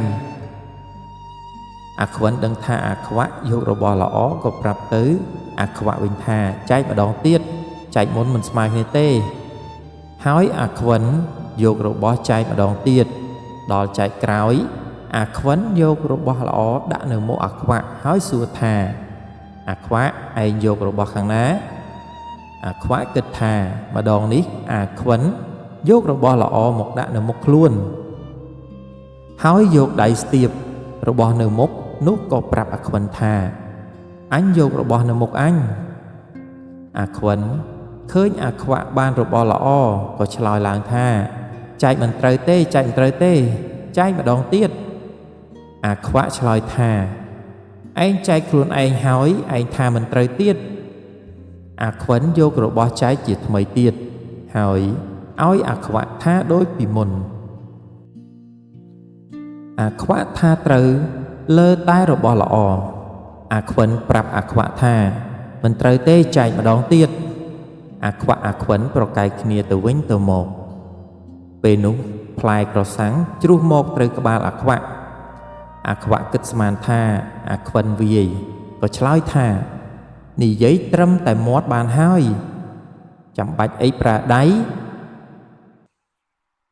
ហើយអាខ្វាក់ស្ទុះទៅធាក់ដាល់អាខ្វិនទាល់តែអាខ្វិនត្រង់ដៃត្រង់ជើងទាំងអស់ឯអាខ្វិនស្ទុះទៅដាល់អាខ្វាក់ត្រូវភ្នែកក៏ជាភ្លឺទាំងពីរឡើងអ្នកទាំងពីរក៏បបួលគ្នាចែករបស់តាមល្អតាមអាក្រក់ស្មើគ្នាទាំងពីរនាក់ហើយបបួលគ្នាដើរទៅទៀតនិយាយពីនាងពៅកាលក្រោយអាខ្វាក់អាខ្វិនទៅដល់ព្រឹកភ្លឺមែនទែនអស់មនុស្សម្នាគេមកមើលនាងពៅនៅសាលាឃើញនាងនៅរស់យៈពុំស៊ីបានឃើញអាយៈស្លាប់ចង្ក្រាំងនៅមាត់ទ្វារអស់មនុស្សម្នាគេទៅក្រាបទូលស្ដេចតាមដំណើរស្ដេចទ្រង់ឲ្យទៅយកនាងពៅពីក្នុងស្គរមកទ្រង់មានព្រះទ័យត្រេកអរណាស់ព្រោះព្រះរាជធីតាបានរួចពីស្លាប់ទ្រង់មានបន្ទូលសួរទៅនាងពៅថាដូចម្ដេចបានជាកូនរួចពីស្លាប់ហើយឃើញអាយៈស្លាប់ទៅវិញនាងពៅក្រាបទូលព្រះបិតាតាមដំណើរសពគ្រប់ព្រះរាជបិតាបានឮព្រះរាជធីតាក្រាបទូលដូច្នេះទ្រង់ឲ្យប៉ៅគង់រកអ្នកណាដែលសម្លាប់យៈនោះទ្រង់នឹងព្រះរាជទានព្រះរាជធីតាជាប្រពន្ធនឹងឲ្យសោយរាជឯអ្នកប៉ៅគង់ទៅដល់ក្នុងស្រុកតូចធំជួបនឹងចៅខ្វាក់ចៅខ្វិនហើយចៅខ្វាក់ចៅខ្វិនក៏សួរថាមានកលយុគអីលោកប៉ៅគង់អ្នកប៉ៅគង់ក៏ប្រាប់ថាស្ដេចឲ្យប៉ៅគង់រកអ្នកសម្លាប់យៈនិងយកទៅឲ្យសោយរាជសម្បត្តិចៅខ្វាក់ចៅខ្វិនឮក៏ត្រេកអរណាស់ហើយប្រាប់ថាខ្ញុំនេះហើយជាអ្នកសម្លាប់យៈកាលដើមខ្ញុំខ្វាក់ខ្វិនឥឡូវជាហើយ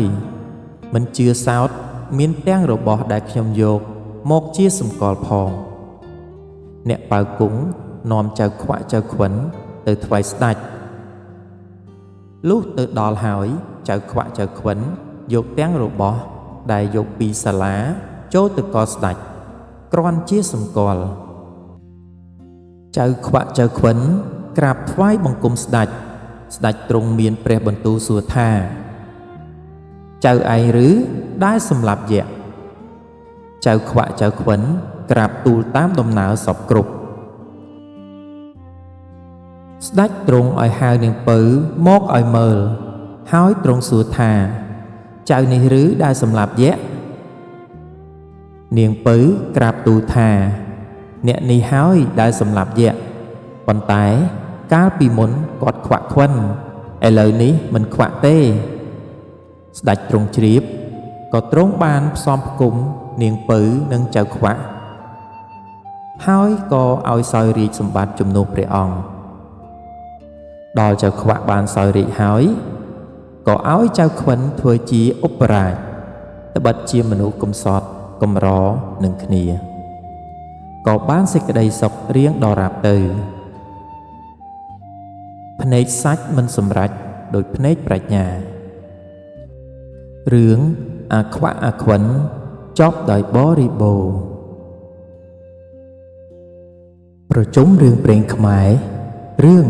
បុរសជីកក្តាមមាននិទានមួយថាមានបុរសប្តីប្រពន្ធមានកូនប្រុសមួយកូននោះអាយុបាន12ឆ្នាំមាតាស្លាប់ទៅ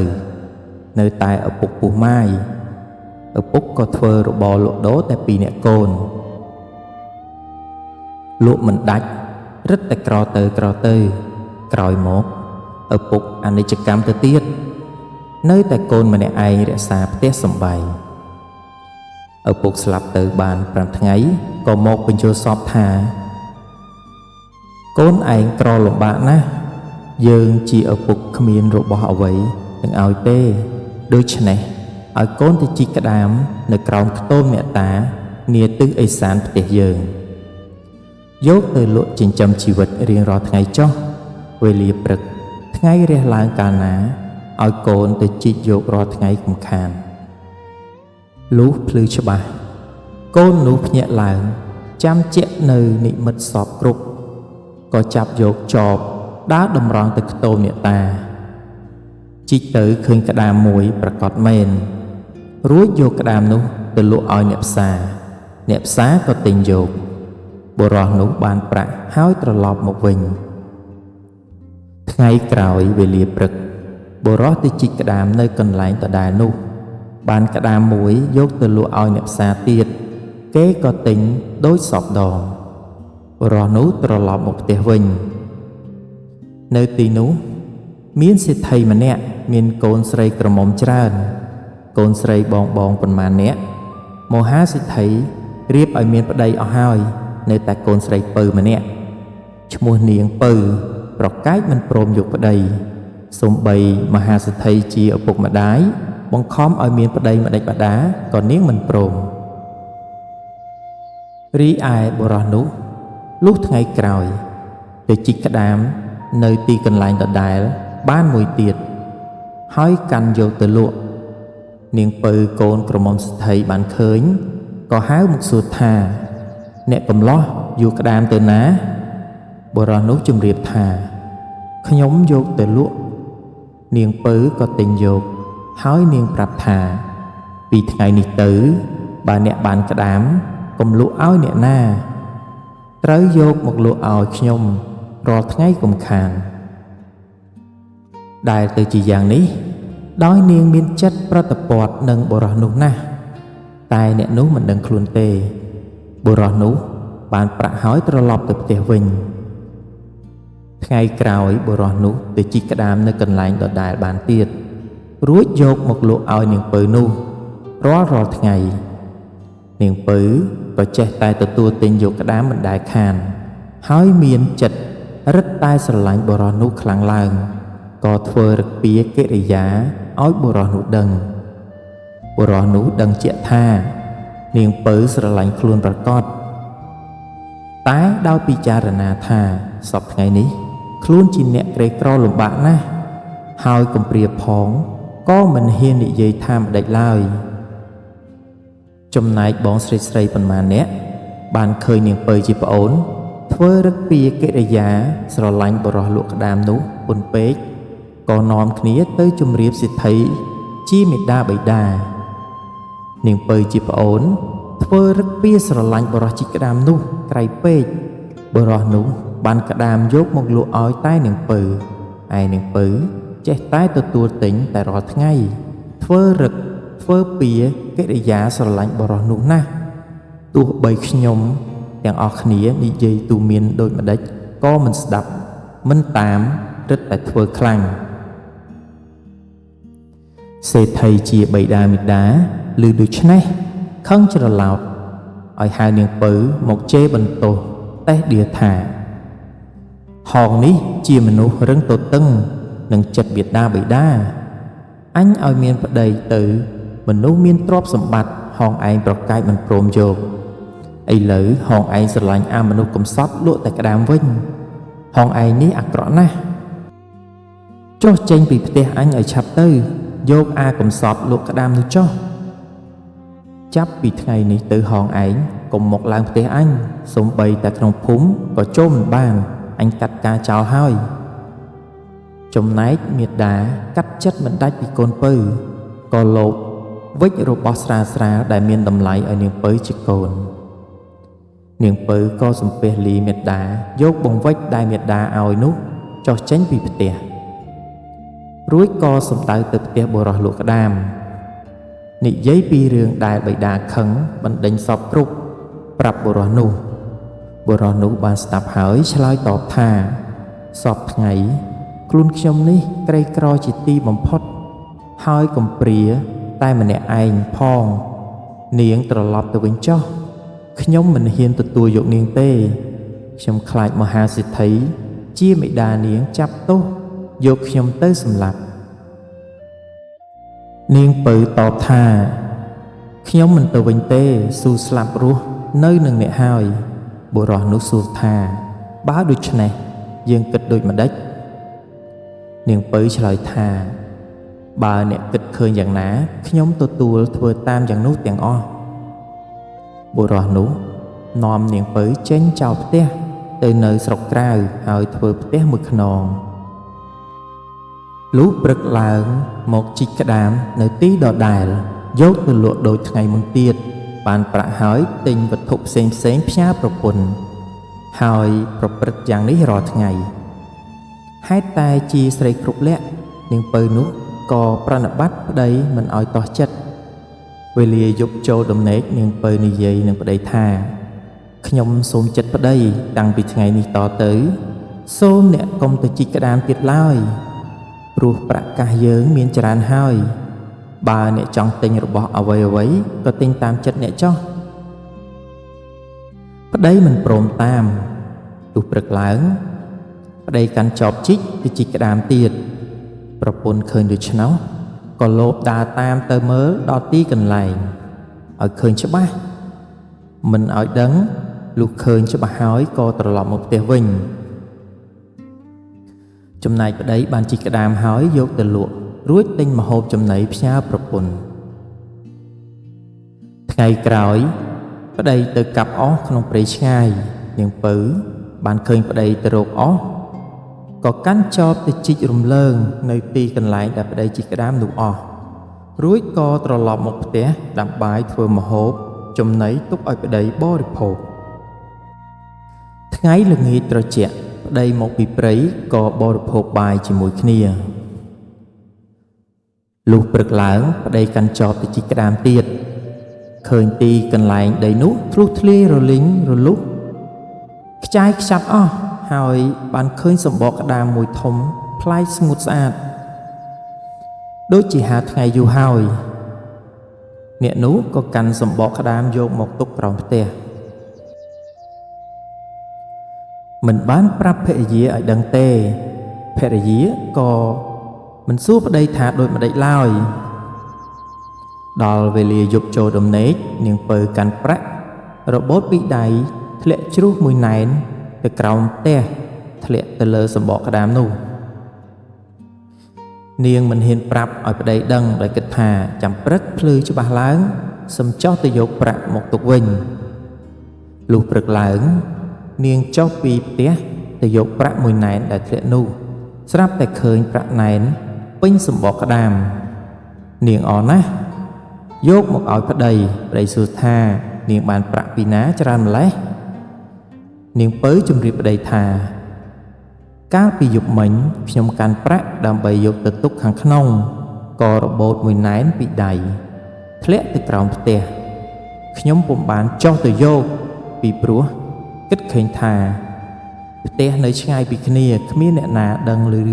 ឬឃើញចាំព្រឹកចាំច្បាស់សឹមចុះទៅយកពេលដែលខ្ញុំចុះទៅយកស្រាប់តែឃើញប្រាក់ណែនពេញសម្បកក្តាមខ្ញុំក៏យកមកជូនអ្នកប្តីមានអំណរពន់ប្រមាណហើយប្រាប់ប្រពន្ធថាពីថ្ងៃនេះតទៅបងឈប់ជីកក្តាមហើយប្រពន្ធអរណាស់រាល់វេលាយប់អ្នកទាំងពីរប្តីប្រពន្ធនាំគ្នាទម្លាក់ប្រាក់ទៅចំសម្បកក្តាមធំព្រឹកឡើងចុះទៅមើលឃើញប្រាក់ពេញសម្បកក្តាមនោះក៏យកមកទុករៀងរាល់ថ្ងៃទើបទម្លាក់ប្រាក់រៀលព្រឹកឡើងឃើញប្រាក់រៀលទើបទម្លាក់ប្រាក់ណែនព្រឹកឡើងឃើញប្រាក់ណែនទើបទម្លាក់គ្រឿងមាសពេជ្រព្រឹកឡើងឃើញគ្រឿងមាសពេជ្រពេញសម្បកក្តាមអ្នកទាំងពីរប្រព្រឹត្តយ៉ាងនេះចំនួន1ឆ្នាំមានប្រាក់មាសនិងគ្រឿងប្រដាប់ប្រដាប្រើប្រាស់ច្រើនណាស់រាប់មិនអស់ទើបប្រឹក្សាគ្នាថាយើងមានមាសប្រាក់និងគ្រឿងប្រដាប់ច្រើនម្ល៉េះហើយតើយើងបានអ្វីនឹងទុករបស់ទាំងនេះលុះគិតឃើញក៏នាំគ្នាយកប្រាក់និងគ្រឿងមាសពេជ្រទាំងអស់ទៅជីកកប់ទុកច្រើនអន្លើក្រោយពីនោះមកអ្នកទាំងពីរនាំគ្នាទៅសួរមហាសេដ្ឋីជាមេដាបិតាទៅដល់បងស្រីទាំងអស់បានឃើញជេរថាមេចៅចង្រៃឯងនាំប្តីកំសត់លក់តែក្តាមមករកអ្វីហងឯងបានឮឬទេលោកឪពុកបណ្ដេញកាត់ការចោលហើយសូម្បីតែក្នុងភូមិក៏លោកហាមមិនឲ្យចូលដែរមេចៅចង្រៃឯងចេញពីភូមិឲ្យឆាប់នាងពៅឆ្លើយថាបងឯងទាំងអស់កុំមើលងាយខ្ញុំ ខ្ញុំមកនេះដើម្បីសួរមេដាបិតាព្រោះលោកមានគុណលើខ្ញុំមិនមកសុំទ្រព្យសម្បត្តិលោកទេសម្បត្តិបងឯងទាំងអស់ក៏ខ្ញុំមិនសុំដែរខ្ញុំមើលទៅទ្រព្យសម្បត្តិបងទាំងអស់មានប៉ុណ្ណេះខ្ញុំមិនកោតមិនព្រឺឡើយសំបីតែរោមជើងក៏វាមិនព្រឺផងបងទាំងអស់ខឹងណាស់ជេរប្រតិចថាហងឯងនេះអួតណាស់អញមិនជឿទេនាងពៅថាបើមិនជឿភ្នាល់គ្នាចុះបងទាំងនោះថាភ្នាល់ដូចម្ដេចនាងពៅថា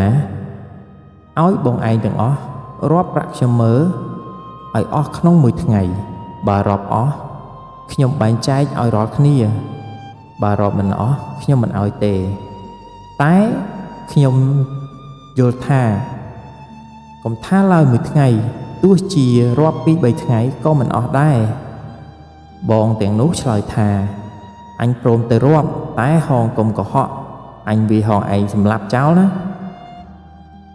នាងពៅប្រាប់ថាតាមចិត្តបងនាំគ្នាទៅរាប់ប្រាក់នាងពៅរាប់តាំងពីព្រឹកទល់ល្ងាចក៏មិនអស់នាំគ្នាត្រឡប់មកផ្ទះវិញជម្រាបសេដ្ឋីជាមេដាបិតាថានាងពៅជាប្អូនវាអួតថាខ្លួនវាមានប្រាក់ច្រើនខ្ញុំទាំងអស់គ្នាមិនជឿហើយវាថាបើមិនជឿឲ្យទៅមើលឯផ្ទះវាចោះខ្ញុំទាំងអស់គ្នាក៏ទៅមើលឃើញវាមានប្រាក់ច្រើនមែនក៏ភ្នាល់នឹងវាថាបើខ្ញុំទាំងអស់គ្នារាប់ប្រាក់វាអស់ក្នុងមួយថ្ងៃវានឹងឲ្យខ្ញុំយកចែកគ្នាចោះបើរាប់មិនអស់វាមិនឲ្យទេទោះខ្ញុំទាំងអស់គ្នាចាប់រាប់តាំងពីព្រឹកទល់ល្ងាចក៏មិនអស់ប្រាក់វាបានជាត្រឡប់មកជម្រាបមេដាបិតាសូមជ្រាបមហាសេដ្ឋីបានស្ដាប់ក៏ចាត់ក្រមការឲ្យទៅមើលប្រាក់នាងពៅឲ្យជាក់ច្បាស់នាងពៅក៏នាំទៅមើលគ្រប់កន្លែងក្រមការទាំងនោះបានឃើញប្រាក់នាងពៅមានច្រើនប្រកបមែនក៏ត្រឡប់មកជម្រាបមហាសេដ្ឋីតាមដំណើរសពគ្រប់មហាសេដ្ឋីបានជ្រាបមានចិត្តត្រេកអរណាស់ក៏ចាត់បំរើឲ្យទៅហៅនាងពៅនិងកូនប្រសាមកប្រាប់ថាកូនឯងមកនៅជាមួយនឹងមេដាបិតាវិញចុះទើបសេដ្ឋីបង្កប់ក្រមការឲ្យកែនរទេះក្របីគោជាច្រើនទៅដឹកជញ្ជូនប្រាក់និងទ្រព្យសម្បត្តិនាងពៅយកមកទាំងអស់ដាក់លើផ្ទះពេញល្វែងមហាសេដ្ឋីឃើញប្រាក់នាងពៅច្រើនមែនមានអំណរពុនប្រមាណក៏សរសើរថាកូនអញនេះពេញជាមានបុណ្យអំណេះតទៅកូនទាំងពីរនឹងបានធ្វើជាសេដ្ឋី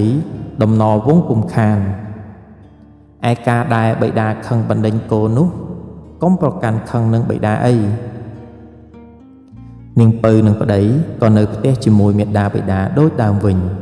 ចំណែកបងស្រីទាំងប៉ុន្មានក៏កោតខ្លាចនាងពៅនិងប្អូនថ្លៃនោះណាស់លុះមហាសេដ្ឋីជាបិតាទទួលមរណភាពទៅវេលាណាប្តីនោះនិងនាងពៅជាភរិយាក៏បានឡើងធ្វើជាសេដ្ឋីជំនួសបិតាតទៅឈើពុកកុំដាក់គូតអង្គុយរឿងបុរសជីកក្តាមចប់ដោយបរិបូរណ៍